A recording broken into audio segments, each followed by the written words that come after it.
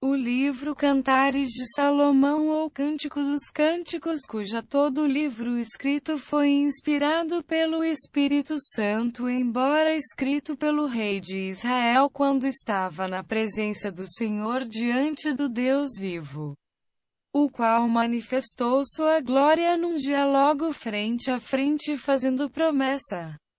Logo Salomão, na sua humildade de espírito e temente, não cobiçoso de riquezas e sim sabedoria, o fez logo próspero e acrescentado benção sem medida, de tal forma tornando o rei mais rico da época. A Bíblia nos revela na sua palavra que foi o rei mais rico de todos os tempos, tanto riqueza espiritual e material, em ouro e outros metais tal como madeiras de lei, pedras preciosas, toda a espécie de material para a construção do templo. A sua sabedoria foi tal em despertar a atenção de outros reinos da época no a qual estava a rainha de Sabá em sua terra, onde ouviu da sua sabedoria curiosa, colocou em seu coração em visitar. Veio do outro lado do mundo e logo comprovar se era verdade ou não o que haviam dito a respeito dele, o que falaram de Salomão, no qual ficou maravilhada, pois o que contaram não era nem a metade do que estava diante dela ao visitá-lo, assim presenteando mais tarde com muitas riquezas, joias, pedras preciosas e outros valores. Gostaria de fazer uma frequência de valores quando estamos na presença de Deus e nos seus propósitos não desafiamos como muitos. Desafio não é fé, pois é obedecer o propósito de Deus. Aí você está na fé genuína, onde acontecem os efeitos e não colaterais.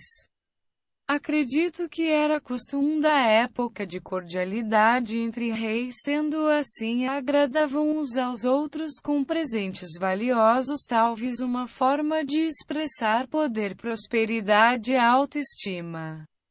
Quando Jesus nasceu, os reis magos foram ver o rei dos judeus e os presentearam com muitos tesouros. Podemos ver que era um costume da época. Salomão, filho de Davi, cujo Deus escolheu como rei de Israel, Deus o tinha como a menina de seus olhos e também um propósito divino que seria logo após realizado na edificação do templo, projeto arquitetado pelo próprio Deus, o qual Salomão edificou. As promessas, quando Deus fala direto ou através de seus profetas, são realizadas. Assim, colocando em projeto o desejo de seu pai Davi, que tinha colocado em seu coração edificar um templo ao Deus de Israel, cuja presença estava. Porém, não permitindo Deus mesmo que Davi estava na sua presença e sendo segundo o coração de Deus não dava essa autonomia a ele, pois seu passado estava manchado diante da justiça do Altíssimo. Davi havia manchado. Gostaria de falar algo dentro do contexto. Nós somos perdoados, mas nem por isso deixamos de pagar o que fica na consciência e marca às vezes pelo resto de nossa vida, pois a consciência não perdoa, assim não permitindo a Davi a edificação. Sim, você lendo as Escrituras Sagradas ainda era melhor.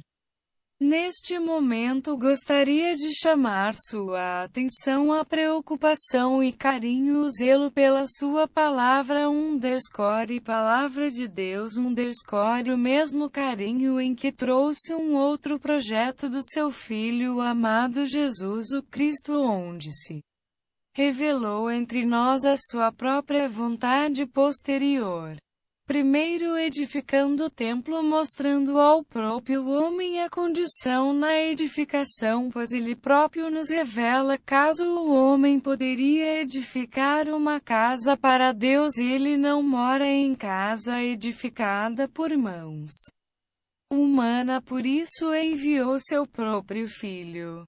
edificação do templo não foi edificada nas condições de homens, embora mesmo estando na sua presença, e sim com seu próprio zelo, sendo assim capacitando seu filho Salomão, que estava diante dele sem mancha e na simplicidade de um cordeiro sem ruga, o qual Deus o capacitou, e a sua obra foi concluída, a sua amada, a mais bela e mais formosa, cuja a presença do rei era constante.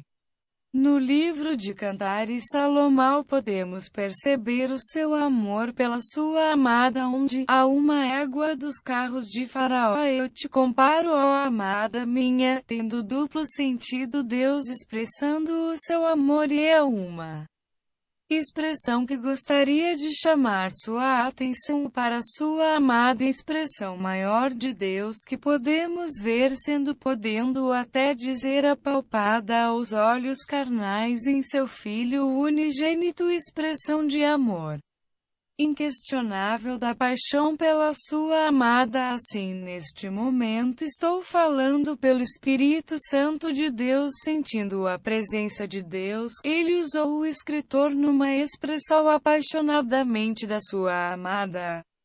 Comparação que faz da égua da carruagem de Faraó é de sentido figurativo, porque a sua amada está sempre na linha de frente, não olha para trás, não teme o que vem pela frente e encanta os que a olham, é fiel nas lutas e até o fim, é formosa, não perde batalha, é zelosa nos seus passos sem tropeçar, é guerreira, ultrapassa os obstáculos, não há tempo ruim, está sempre presente nas lutas, é invencível.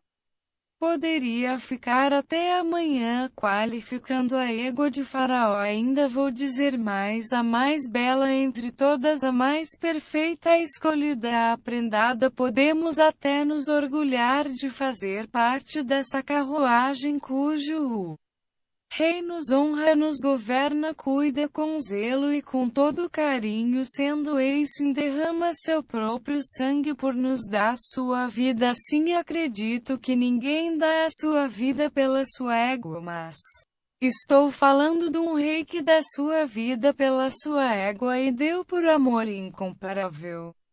Hoje a sua égua é linda, cobiçada, faz proeza de causar inveja às outras, é elegante, brilha como o sol de justiça, seu brilho e formoso, porque seu perfume está no seu rei e exala aroma inexprimíveis, perfumando todo o rebanho, até os cabritos são perfumados, e ainda as pombas saem dos penhascos, das fendas das rochas, com os aromas do rei e da sua égua, que as despertam e posam em suas celas e correias.